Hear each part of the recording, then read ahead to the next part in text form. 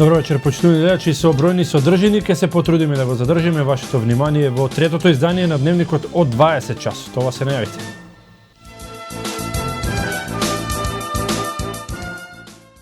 Празните контейнери, а до нив расфрлани отпадоци. Уличното осветлување се дел од работите кои граѓаните не сакаат да ги гледаат во Куманово.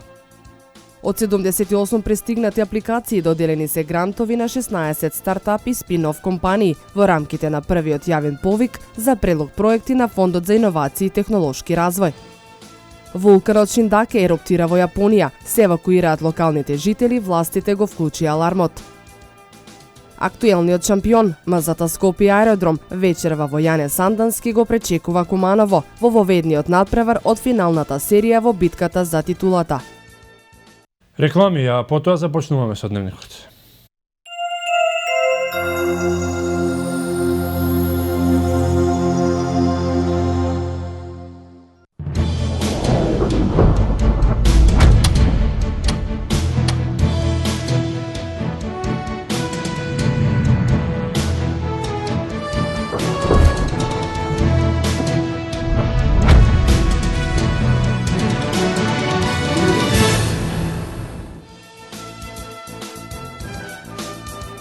Добро вечер, трет дневник на К3.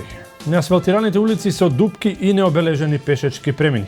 Празните контейнери, а до нив расфрлани отпадоци. Уличното осветлување се дел од работите кои граѓаните не сакаат да ги гледаат во Куманово.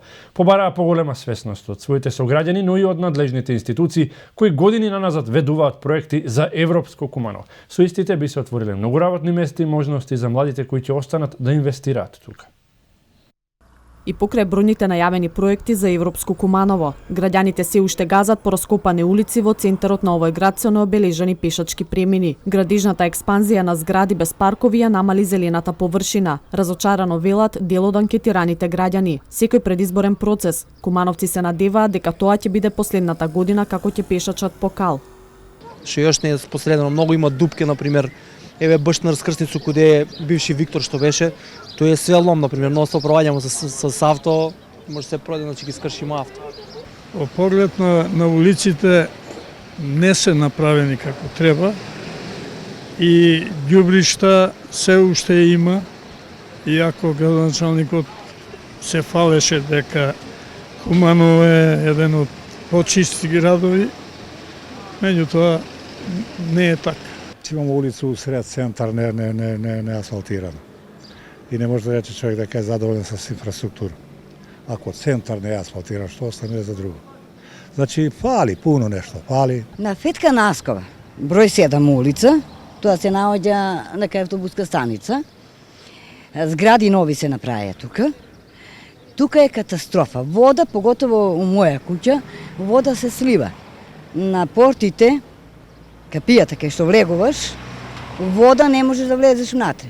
Априлското крпење на улиците во централното градско подрачје е капка во море во однос на другите инфраструктурни проблеми. За дел од жителите кои живеат на 5 минути од центарот на градот, уличното осветлување е непознат поим. Дополнителен проблем се кучињата скитници, кои што секојдневно се собираат и ги воздемируваат граѓаните, особено старите лица и децата, вели анкетирана кумановка која живее на улицата 27 март.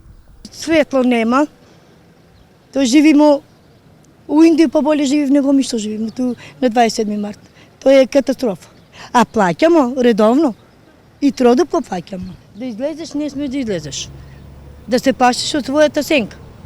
Разните отпадоци кои бдеат до поставените контейнери се секојдневна слика во Куманово. Запрашаните граѓани што би сакале да видат во овој град, велат поголема хигиена и свесност за чистење на градот од надлежните институции, но и кај самите граѓани. Не е многу чисто, зашто еве, например, тие некои забутани делови што има, да кажу, на некој подрум, например, некој што се гледа у центар на град, значи, нафрљани су ѓубре, кој како пројде фрли, значи, нема доволно, најверојатно, канте да се испуста. Најверојатно и ѓубреџије што проваѓав, дали не га видив, дали тешко е да ги извадив тој ѓубре, да ги изчистив, и некако немарљиви су за тој. И, например, кад би мало и на тие места негде каде што е нафрљано од ѓубре да има некој контейнер, не би се фрлјало. Посебно е интересно за луѓе острана кои доаѓаат, кога ќе видат што слушнале, а што гледаат. Кумановци посакуваат да видат повеќе капитални инвестиции, како што кажаа да се врати некогашниот епитет на Куманово, центар на индустријата со што би се отвориле нови работни места. Така невработените млади лица нема да го напуштаат Куманово на печалба на Блискиот Исток. Ќе останат тука да инвестираат и да бидат блиску до своите семејства. Ден пред православниот празник Духовден е ден кога започнуваат деновите на задушници. Празникот Духовден спаѓа меѓу големите господови празници. Меѓу народот е познат со повеќе имења како Дуовден, Доедни, Свети Дух, Света Тројца, Педесетница. Се празнува 10 дена по Спасовден, а 50 дена по Великден.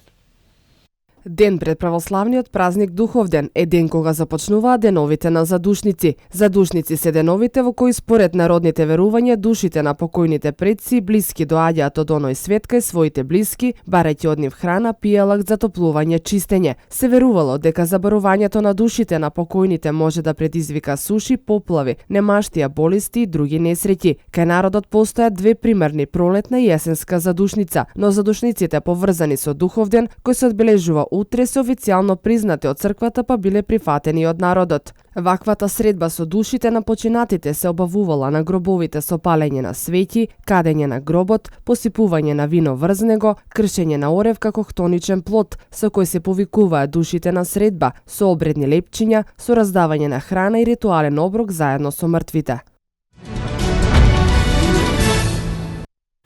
На задушница верниците ги посетуваат гробиштата и носат исклучиво вино и пченица. Преку молитвата ја искажуваме почиток кон нашите блиски, вели отец Игор Здравковски. Од друга страна пак Духовден е еден од најсветлите празници во православието, во кој што се слави слегувањето на Светиот Дух врз апостолите на 50-тиот ден од Христовото воскресение. Денеска и утре верниците се сеќаваат на своите починати, но како треба да ги спочитуваме нашите блиски кои не се веќе со нас, објаснува свештеникот Игор Здравковски. На гробишта се оди дење и се носи исклучиво вино и пченица. Ништо друго не треба да се носи на гробиштата. И денеска на градските гробишта во Куманово имаше малку верници кои му дадоа почит на своите блиски.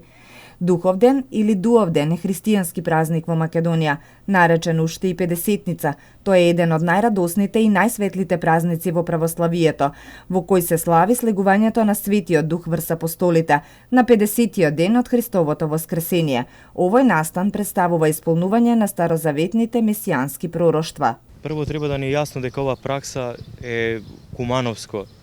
Значи, околината само во Куманово го прави тоа. Значи, не е за православието тоа нешто белек. Јас сум слушнал луѓето како толкуваат, бидејќи во црква не може да се најде толкување за тоа што представува. Вела дека духовите на умрените шетале. Значи, ако во недела и понеделник е Духовден, празник посветен на третото лице Света Тројца, на Светиот Дух, бидејќи се крстиме во името на Отецот, Синот и Светиот Дух, ние објавуваме, односно прославуваме едно објавување на Бога дека ни се објави во три лица.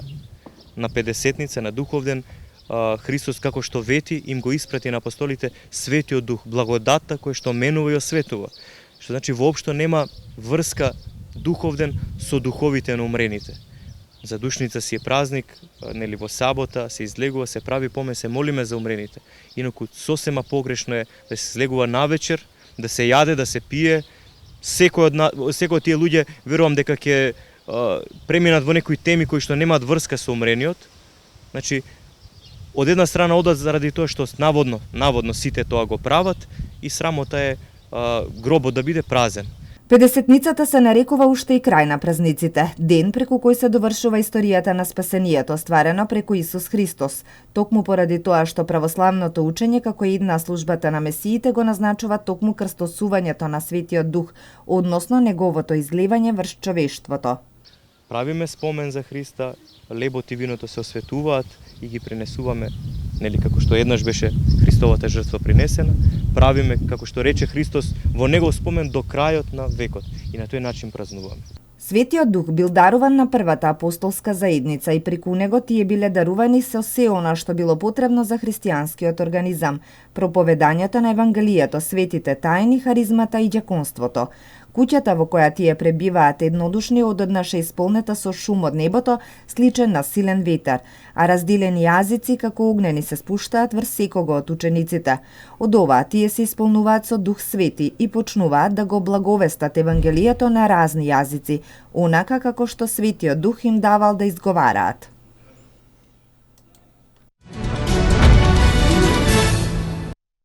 Преку подготовка на конкретни проекти до семејни бизниси. Министерот за земјоделство Михаил Цветков при посетата на село Лопате во општина Куманово, каде што присуствуваше на промоција на проектот на USAID Капка по капка, изјави дека во Македонија се произведува само 5% од потребните количини пилешко месо.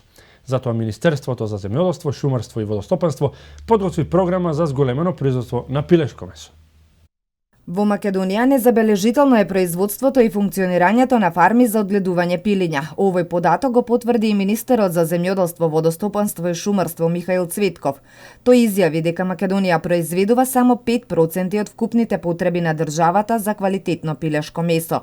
Производството е организирано во големи фарми од индустријски тип и околу 30 помали приватни фарми на кооперативен принцип со производство од 6% од пазарната поборувачка за свежо пилешко месо. Одгледувачите велат дека добиточната храна е скапа, а конкуренцијата однадвор е мощно силна.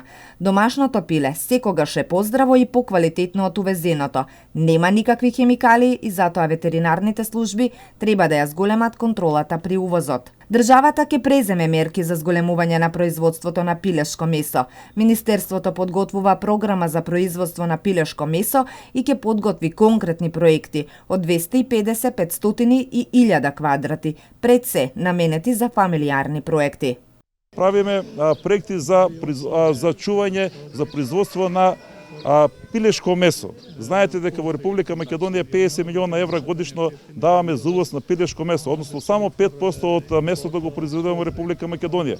Во тој правец од ФАО имаме одобрено $100,000, каде што ќе правиме програма за производство на пилешко месо во Република Македонија и во тој правец ќе изготвиме проекти, конкретни проекти од 250, 500,000 квадрати, каде што земјоделецот, значи тоа се фамилиарни проекти, каде што секој одној земјоделец според своите можности ќе може да конкурира и да земе од ИПАРД програмата. Токму во овој сегмент Министерството ќе ја насочува својата политика, поддршка на фамилиарното производство. Формиравме екипа од агроекономисти, од 70 агроекономисти на цела Република Македонија, која што ќе им помага, технички ќе им помага на земјоделците во изготвување на потребната документација за да конкурираат за ИПАРД програмата. Последниве години во Македонија годишно се увезува пилешко месо во вредност од околу 20 милиони евра. Досега во земјава годишно се одгледуваа околу 800,000 пилиња. Според податоците на Државниот завод за статистика, просечниот годишен број на живина во Македонија беше околу 2,85 милиони. Инаку увозот на пилешкото месо е најголем дел од вкупниот увоз на агропрехранбени производи. Крајот на учебната година често пати е резервиран за организација на училишни екскурзии како облик на воспитно-образовна работа која се остварува преку различни активности надвор од училиштето. Во таа насока, третоделенците од Основното општинско училиште Илинден од Крива Паланка, согласно наставната програма, ги посетија културно-историските знаменитости во Крушево со еднодневна екскурзија, додека 600-деленците имаат дводневна екскурзија во Струмица и Дојран. Со цел запознавање и развивање на однос кон културно-историските знаменитости и попатните природни убавини со кои располага нашата земја, а во согласно со одредени цели и задачи од наставните програми, во Основното општинско училиште Илинден се организираат екскурзии во најразлични места. Непосредно пред крајот на оваа учебна година, дводневна екскурзија низ Источна Македонија беше организирана за учениците од 6-то оделение од основното и двете подрачни училишта, додека третооделенците го посетија Крушево. Учениците од трето оделение под менторство на оделенските наставници и туристичкиот водич попатно ја посетија могилата на непобедените во Прилеп, а оттука се упатија кон Крушево, каде ја посетија историската локација Мечкин камен и познатиот споменик Илинден и тука им беше појаснето за символиката на спомен-обележјата врзани со историјата. По заедничкиот ручек учениците го посетија гробот и спомен куќата на музичката ѕвезда Тоше Проевски.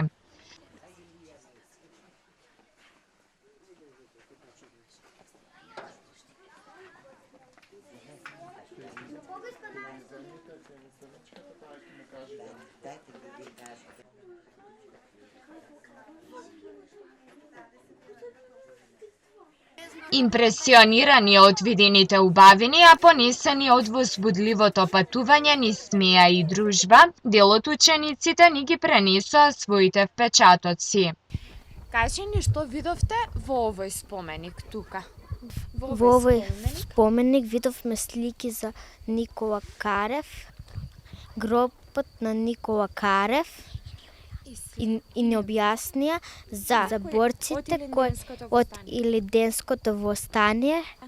Денеска ги посетивме спомениците Мечкин камен, најпознатиот споменик во Крушево. Ваквите екскурзии потикнуваат развивање интерес и грижа за природата и практикување на еколошки навики, запознавање со културата и начинот на живење на луѓето во оделни краеви, паралелно со развивање чувство за патриотизам, толеранција и соживот, формирање на позитивен однос кон националните, културните и естетските вредности, потикнување на другарувањето и взаимното почитување и запознавање.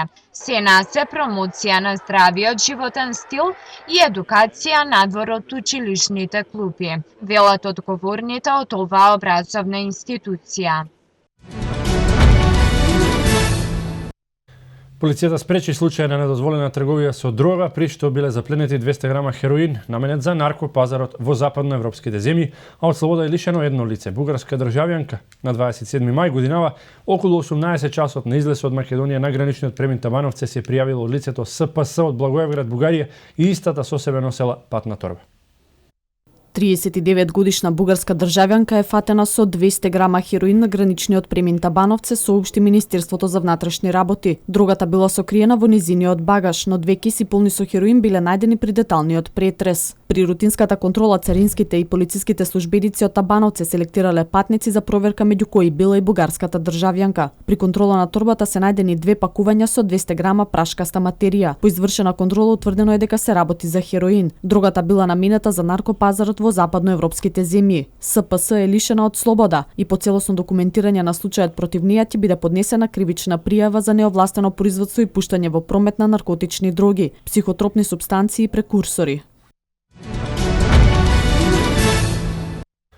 Од Македонија, од 78 пристигнати апликации доделени се грантови на 16 стартапи и спин-оф компании во рамките на првиот јавен повик за предлог проекти на Фондот за иновации и технолошки развој. Најголем дел од финансираните проекти се од областа на информатичката технологија. На првиот повик, како што информираше директорката на Фондот за иновации Јасмина Поповска, пријавени биле 78 проекти, од кои 34 поминале во наредната фаза на еволуација, а 16 се избрани за финансирање. Тоа представува 20% од вкупниот број на апликации и ние сме задоволни. Вкупниот буџет изнесуваше 600.000 евра, но со овој повик ќе бидат доделени 450, од причина што дел од буџетите на апликациите не побарале максимална сума од 30.000 евра, истакна таа. Половина од избраните проекти за финансирање се од информатичките области, а останатите се од различни сфери. Таа додаде дека буџетот за следниот јавен повик ќе изнесува 1.700.000 евра и дека ќе бидат отворени повици за сите 4 инструменти кои што се на располагање на фондот. Следните повици ќе бидат наменети за комерцијализација на иновации, за трансфер на технологии и деловно технолошки акцелератори и секако истиот инструмент повторно ќе биде објавен, информираат од фондот. Директорот на Комитетот за одобрување на иновации Ристо Калске рече дека во споредба со Србија, каде што биле финансирани само 6 проекти, процесот за доделување на грантови во Македонија бил доста успешен. Додаде дека квалитетот на апликациите бил добар и дека биле застапени неколку основни индустрии. Од 78 пристигнати апликации, 25% од апликациите се компании кои што се основани оваа година. Делегација на Турската асоциација на бизнис ангели денеска и утре ќе престојува во Македонија во рамки на иницијативата Meeting the Investors and Entrepreneurs за селекцијата на иновации, иновативни компании и предприемачи.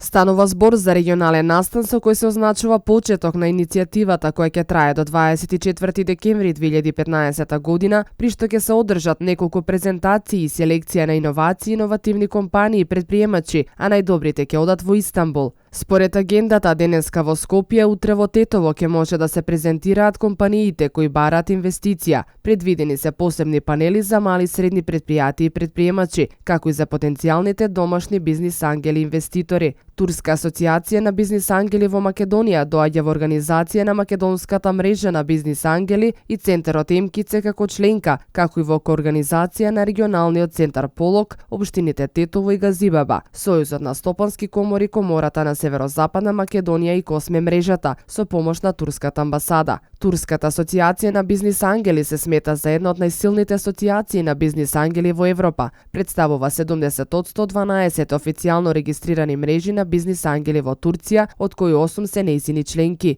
Турската асоциација на бизнис ангели годишно инвестира околу $400 милиони во стартап, мали и средни компании во Турција и игра клучна улога во развојот на иновациите и вработувањата на младите во целата држава.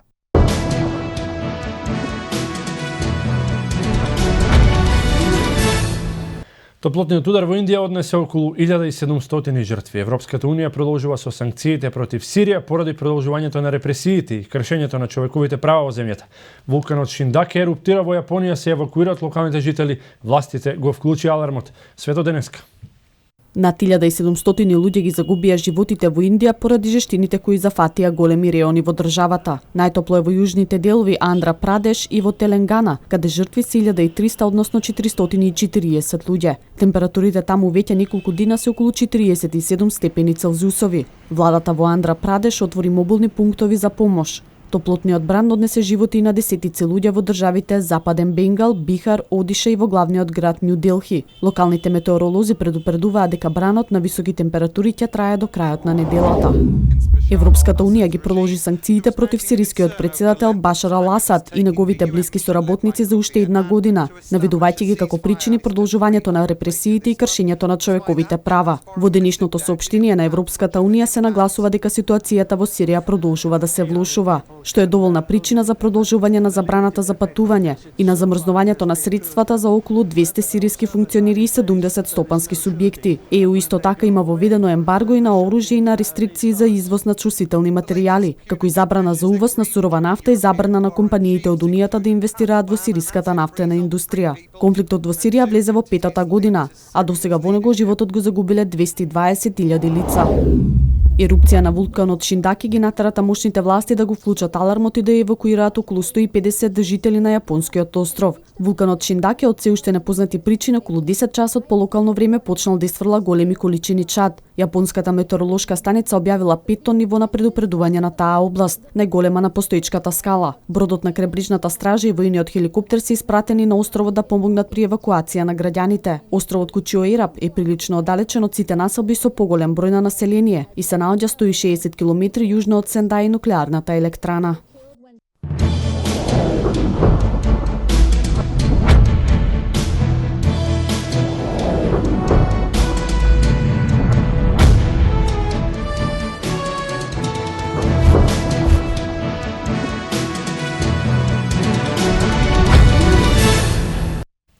Актуелниот шампион МЗТ Скопје аеродром во овие моменти во Јане Сандански во Скопје го пречекува Куманово во воведниот надпревар од финалната серија во битката за титулата од домашното кошаркарско првенство. Куманово по цели 13 години игра финале на плејофот, но гостите веќе направија едно изненадување во сегментот победувајќи го освојувачот на Купот на Македонија работнички. При тоа екипата на Куманово, доколку сака да стигне до пехарот, ќе мора да победи најмалку на еден надпревар во Скопје и со 2 домашни победи да се надева на шампионскиот пехар. За МЗТ Скопје ова ќе биде 10-то финале, а имаат 3 титули во 2012-та, 2013-та и 2014-та, додека Куманово беше финалист само во 2002 година. Оваа сезона меѓусебниот скор е 3-1 во победи за МЗТ Скопје. Финалната серија се игра кој прв до 3 победи, со тоа што домакинот неизменично ќе се менува, а доколку се играат 5 надпревари, шампионот ќе биде познат на 7 јуни. Во пресрет на последната четвртина 15 поени предност имаше токму домакинот за епилогот од овој дуел во утрешните изданија на Дневникот.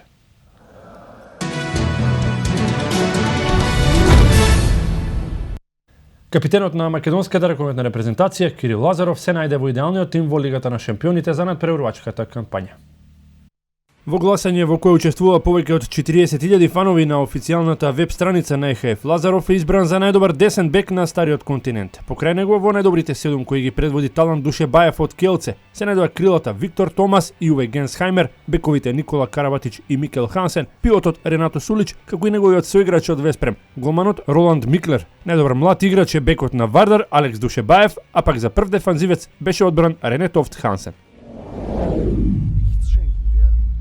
Ракометниот репрезентативец на Македонија Ацо Јоновски од наредната сезона ќе игра во германската Бундеслига. Јоновски во четвртокот потпишал 2-годишен договор со Бергишер. Ракометарот кој е познат по своите дефанзивни карактеристики и кој долги години заедно со Велко Марковски беше столб на одбраната на Металург. Во Бергишер пристигнува од шпанска Лариоха каде настапуваше во пролетниот дел од сезоната. Инаку Бергишер обезбеди опстанок во Бундеслигата и во моментов се наоѓа на 13-та позиција на табелата.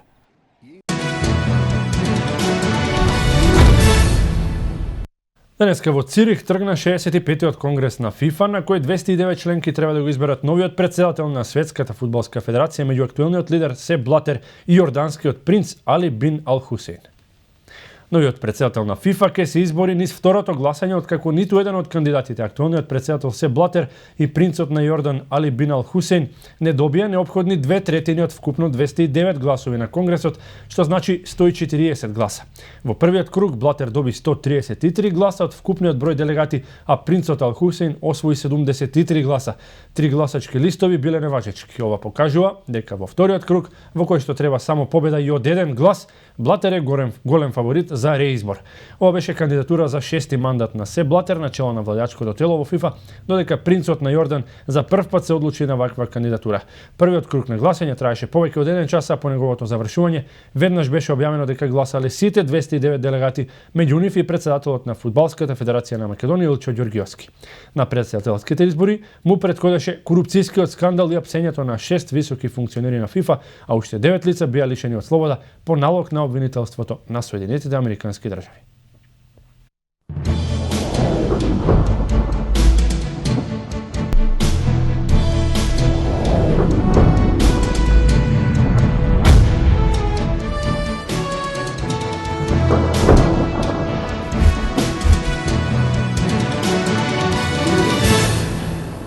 Какво време ни носи атмосферата во деновите од викендот, да проследиме метео.